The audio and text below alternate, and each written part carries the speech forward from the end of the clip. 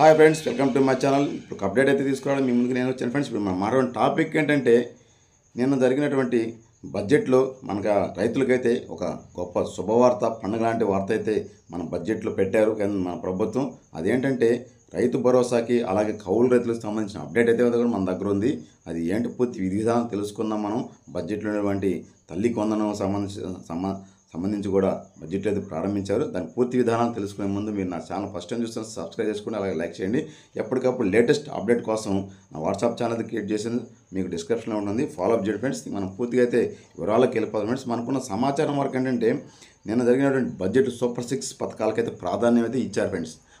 అయితే దానికి ప్రాధాన్యత అయితే ముఖ్యంగా సూపర్ 6 పథకాల్లో అన్నదాత సుఖీభావ గురించి అయితే ఎక్కువ ప్రస్తావించడం జరిగింది. అలాగే తల్లికి వందనం పథకం గురించి కూడా ఎక్కువ ప్రస్తావన జరిగింది. దాని గురించి అయితే చెప్తాను. ఇక్కడ మనకు వచ్చిన అప్డేట్ వరకు చదివి వినిపిస్తున్న తర్వాత మీకు క్లియర్గా నేను ఎక్స్ప్లెయిన్ చేస్తాను ఫ్రెండ్స్. ఇప్పుడు మనం అయితే ఎన్నికలు ఇచ్చిన హామీలు నెరవేర్చేలా సూపర్ 6 పథకాలకు బడ్జెట్ అయితే సహేతుక కేటాయింపులు అయితే జరిపాము అనేసి చంద్రబాబు నాయుడు చెప్పడం జరిగింది. అన్నదాత సుఖీభావ కోసం 6,300 కోట్లు, అలాగే తల్లికి వందనం పథకం కోసం 9,407 కోట్లు కేటాయించాలనేసి సీఎం చంద్రబాబు నాయుడు గారు ప్రవేశపెట్టిన బడ్జెట్లో అయితే ఉంది ఫ్రెండ్స్.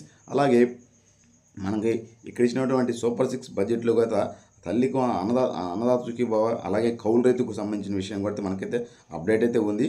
కౌలు రైతులకి మన ప్రభుత్వం, ఈ కేంద్ర ప్రభుత్వం కలిపి 6,000 రూపాయలు ఇస్తుంది. అలాగే మన ప్రభుత్వం 14,000 ఇస్తుంది. కలిపి 20,000 రూపాయల లెక్కన ప్రతి రైతుకు అన్నదాత సుఖీభావ కింద అందజేస్తామనేసి, ఈ అన్నదాత సుఖీభావ అనేసి ఏప్రిల్ నుంచి అయినా సరే లేదా మే నెల నుంచి అయినా స్టార్ట్ చేస్తామనేసి చెప్పడం జరిగింది. కాబట్టి ఈ అన్నదాత సుఖీభావ ప్రతి రైతుకి వాళ్ళ చేదోడు వాదోడుగా ఉంటుందనే ఉద్దేశంతో ప్రభుత్వం అయితే ఈ పథకాన్ని ప్రారంభించబోతుంది. కాబట్టి అలాగే కౌలు రైతుకు కూడా, ఈ రైతుకి ఎలా ఇస్తున్నామో కౌలు రైతుకు కూడా సేమ్ బడ్జెట్ అదేవిధంగా 20,000 రూపాయల చొప్పున ఇస్తామనేసి ప్రభుత్వం చెప్తోంది. అంటే పిఎం కిసాన్తో కలిపి ఈ 14,000 కలిపి కౌలు రైతుకు కూడా 20,000 రూపాయల లెక్కన ఇవ్వడం జరుగుతుందనేసి అయితే ప్రభుత్వం చెప్తోంది. అలాగే తల్లికి వందనం పథకం ఎప్పుడు ప్రారంభిస్తారనేది అయితే ఈ సంవత్సరం వేసవిశాలు అయిపోయిన ముగించుకునేసిన తర్వాత బడులు ఓపెన్ చేసే సమయానికైతే తల్లికి వందనం పథకాన్ని తల్లుల ఖాతాలో అమౌంట్ జమ చేయడానికి అయితే ప్రభుత్వం అయితే సలహాలు చేస్తుంది. ప్రతి బిడ్డకు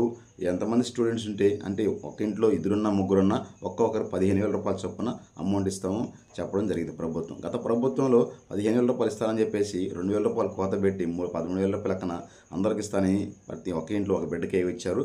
కూటమి ప్రభుత్వం వచ్చాక ప్రతి బిడ్డకు 15,000 రూపాయల లెక్కన ఎటువంటి కోత లేకుండా 15,000 రూపాయల లెక్కన తల్లికి వందనం కింద తల్లి అకౌంట్లో జమ చేయడం జరుగుతుందనేసి ప్రభుత్వం చెప్పడం జరిగింది. కాబట్టి ఆ దిశగానే సూపర్ 6 పథకాలకు సంబంధించిన బడ్జెట్ అయితే నేను ప్రారంభించారు.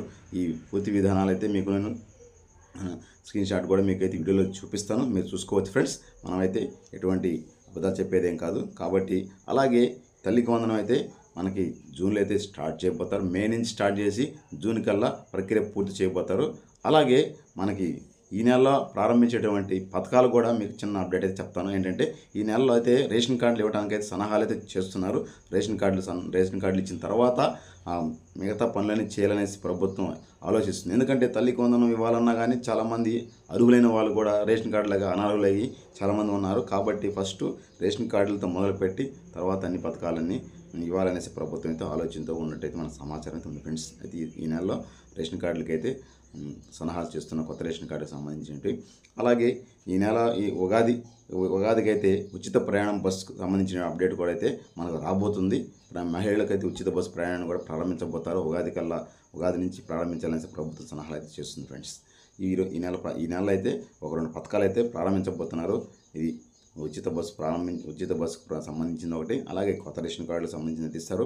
అలాగే మనకి మత్స్యకార్య భరోసా కూడా ఒక్కొక్కరికి 20,000 రూపాయల చొప్పున ఏప్రిల్ 15వ తారీఖు లోపల వాళ్ళు వేటకి నిషేధించే సమయం ముందే వాళ్ళకి 20,000 రూపాయలు అకౌంట్లో జమ చేస్తామనేసి అయితే ప్రభుత్వం చెప్తోంది. గత ప్రభుత్వం 10,000 రూపాయలు మాత్రమే ఇచ్చింది.